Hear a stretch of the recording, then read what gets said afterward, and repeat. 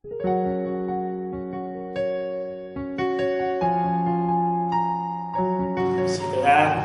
selamat berjumpa kembali di dalam acara Santapan Rohani. Mari kita akan sama-sama berdoa sebelum kita belajar firman Tuhan. Kami merendahkan hati kami Bapa di surga, kami mengucap syukur untuk kesempatan saat ini Bapa, kami mau belajar kebenaran firman-Mu. Biar kebenaran firman-Mu terus menolong kami, memampukan kami untuk tetap setia kepada-Mu, untuk mengiring Engkau Tuhan Bapa di surga, dalam nama Tuhan Yesus. Haleluya, amin. Baik, pada kesempatan ini kita akan belajar dengan firman Tuhan dengan satu panggilan surgawi.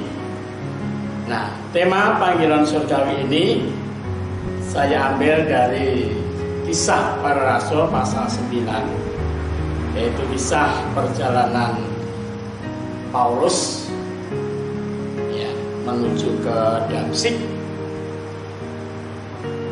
Ketika dalam perjalanan Paulus berjumpa dengan Tuhan Yesus. Baik, akan saya bacakan 1-2 ayat di dalam Kisah Para Rasul pasal 9. Saya bacakan ayat yang ketiga, dikatakan, dalam perjalanannya ke Damsyik, ketika ia sudah dekat kota itu, tiba-tiba cahaya memancar dari langit mengelilingi dia. Ia rebah ke tanah dan kedengarlah olehnya suatu suara yang berkata kepadanya, Saulus, Saulus, mengapakah engkau menganiaya aku? Jawab Saulus, siapakah engkau Tuhan? Katanya, akulah Yesus yang engkau aniaya itu.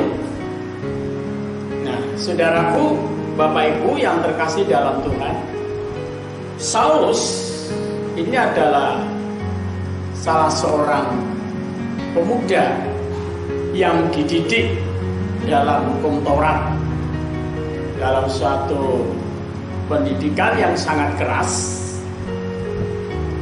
Nah, Saulus ini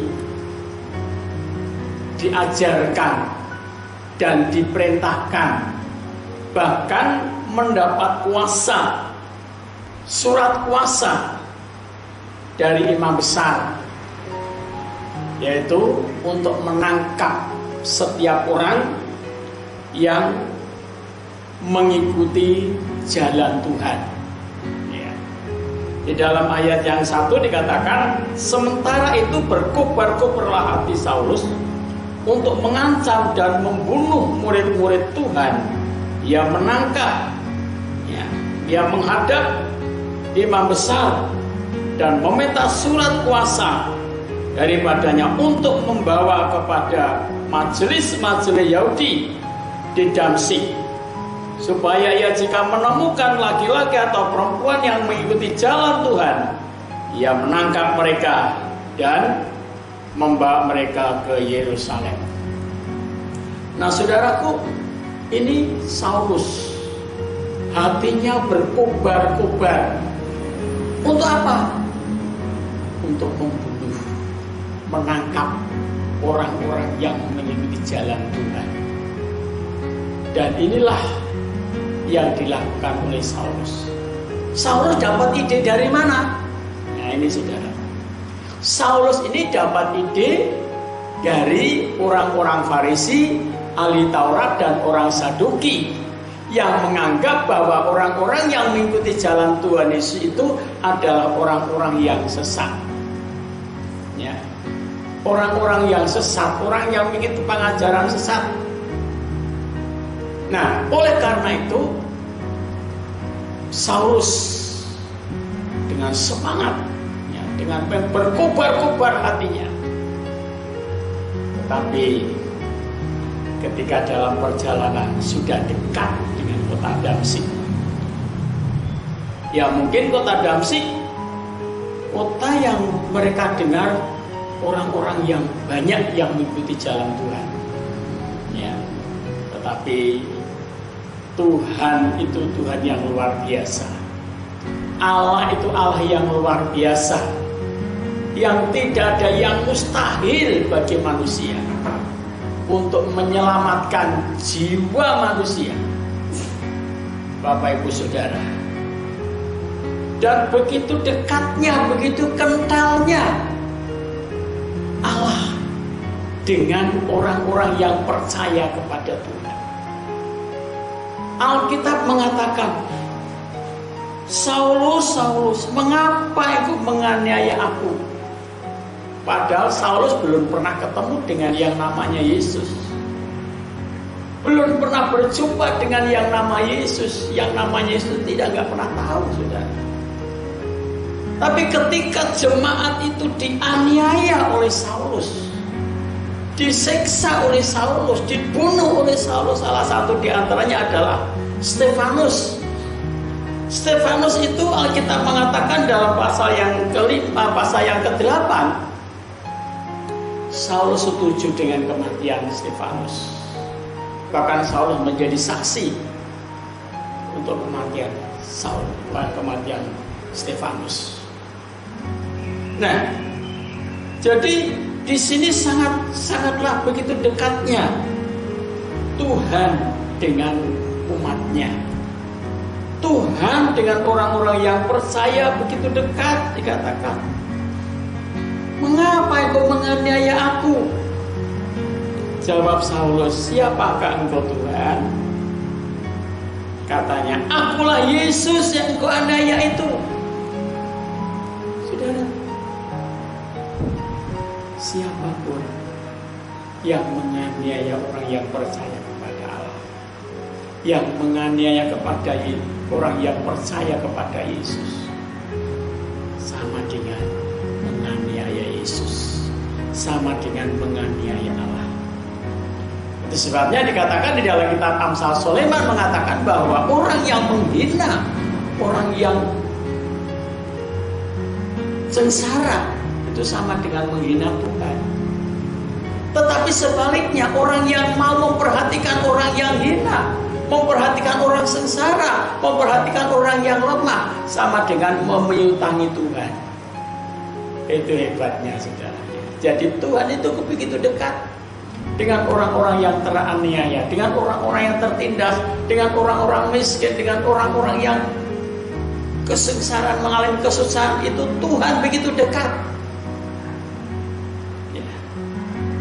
Tetapi ayat yang ke-6 dikatakan, tetapi bangunlah dan pergilah ke dalam kota. Di sana akan dikatakan kepadamu apa yang harus kau perbuat. Maka termangu-mangulah ia, teman-temannya seperjalanan, karena mereka memang mendengar suara itu, tetapi tidak melihat seorang pun juga. Saudara, Saulus mendengar suara, melihat cahaya, tetapi temannya hanya mendengar suara, tetapi tidak melihat cahaya dan tidak melihat seorang pun. Aneh bukan? Dan itulah Tuhan, saudara. Jadi tidak semua orang bisa mendengar, tidak semua orang bisa melihat kehadiran Tuhan, walaupun sama-sama duduk berdampingan. Makanya jangan heran kalau dalam satu ibadah, dalam satu persekutuan, dalam satu pertemuan rohani, yang lain bisa menikmati hadirat Tuhan, ya, bisa berdoa dengan sungguh-sungguh, dengan meneteskan linangan air mata. Tapi yang lain biasa-biasa, gak ada apa-apa. Kenapa? Karena tidak ada perjumpaan dengan Tuhan. Tapi Saulus ada perjumpaan dengan Tuhan dalam perjalanan, dan luar biasa. Akhirnya Saulus ditolong oleh Tuhan melalui seorang murid yang bernama Ananias. Ya. Ketika dia ketemu dengan Ananias diperintahkan oleh Tuhan untuk datang mendatangi Saulus yang sedang menginap di rumah Yudas. Ananias berkata, bukankah telah ku dengar kejahatannya begitu banyak, dia membunuh orang-orang kudusmu. Tapi Tuhan katakan dalam ayat yang ke-15, dia adalah orang pilihanku untuk menjadi alatku, untuk memberitakan namaku kepada bangsa-bangsa lain dan kepada raja-raja. Dan aku akan memberitahukan kesengsaraan apa yang akan dia alami. Nah, saudaraku yang terkasih dalam Tuhan, Ananias seorang murid Tuhan yang tunduk, yang taat kepada otoritas Tuhan. Dan akhirnya Ananias datang ke rumah Yudas untuk menemui Yesus dengan berkata, "Saudaraku, aku telah mendapat perintah oleh Tuhan, diperintahkan Tuhan untuk mendoakan kamu, untuk menjamah kamu." Dan puji Tuhan, akhirnya ketika tangan Ananias ditumpangkan ke atas Saulus, seketika itu juga seakan ada selamut yang gugur dari matanya. Dan seketika itu juga mata Saul bisa melihat dan bisa berjalan dengan baik. Akhirnya dia bisa memberitakan di Damsyik, memberitakan firman Tuhan, memberitakan kebenaran Tuhan, memberitakan Yesus adalah Allah, Yesus adalah Mesias, Yesus adalah Juru Selamat. Dan semua orang yang ada di Damsyik termangu-mangu, bingung, terkagum-kagum, heran. Loh, kenapa orang ini? Bukankah orang ini adalah orang yang akan menganiaya kita, yang akan membunuh kita? Tapi mengapa sekarang dia justru memberitakan?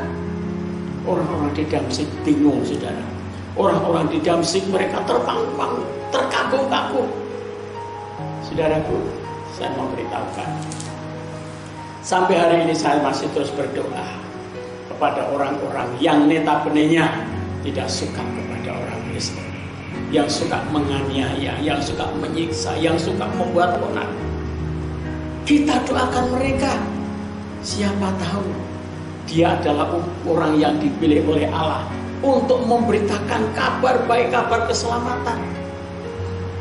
Jangan sakit hati, jangan marah, tetapi doakan, mintakan berkat supaya Tuhan menolong mereka, menyelamatkan mereka. Tuhan Yesus memberkati. Mari kita sama-sama berdoa dan kita mengucap syukur kepada Tuhan. Panggilan surgawi adalah panggilan yang tidak dapat dihalangi oleh siapapun.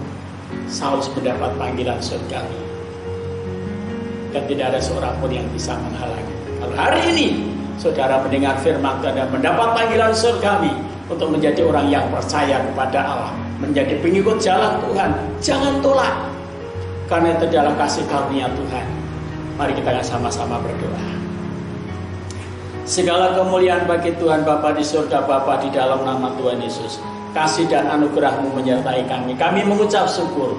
Engkau adalah Allah yang penuh kasih sayang, penuh dengan anugerah. Kalau Engkau menyelamatkan Saulus, kami percaya Engkau juga menyelamatkan saudara-saudara kami yang lain, yang seringkali mereka bertindak onar, seringkali melakukan tindakan-tindakan yang anarkis. Tapi kami percaya Tuhan punya rencana. Oleh karena itu kami mohon kemurahan-Mu Tuhan, akan Kau berkenan untuk mengaruniakan keselamatan kepada mereka. Terima kasih Bapa. Kami berdoa di dalam nama Tuhan Yesus. Haleluya. Amin.